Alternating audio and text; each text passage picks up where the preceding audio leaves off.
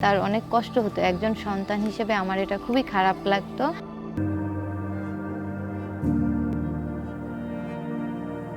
আমার নাম ঝর্ণা। আমি ঢাকায় ভার্সিটিতে পড়ি। এখানে গ্রামে আমার মা থাকে। আমি বাসায় যখন আসি তখন দেখি যে আমার মায়ের কাজ করতে অনেক সমস্যা হয়। সে উঠতে বসতে পারে না। এছাড়া সে নামাজ পড়তে গেলে বা কোনো কিছু বাটতে গেলে বা কাজ-টাজ করতে গেলে তার অনেক সমস্যা হয়। এজন্য তাকে আমরা অনেক ডাক্তারের কাছে নিয়ে গেছি। তো ডাক্তার তাকে বলছে যে তার আর্থ্রাইটিসের সমস্যা আছে।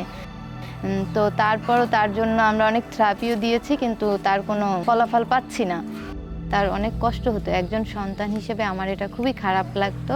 যার পরে আমি আমার বন্ধু-বান্ধবের কাছ থেকে কার্কুমার জয়েন্ট গার্ডের নাম শুনে আমি আমার মায়ের জন্য এটা নিয়ে আসি। আমার মা কার্কুমার জয়েন্ট গার্ড এই ফাংশনাল ফুডটা খেয়ে অনেক উপকার পেয়েছে, তাই না মা? তুমি কি উপকার পেয়েছো? হাঁটুতে ব্যথা, মাজায় ব্যথা, কাজকাম করতে গেলে ব্যথা হয়।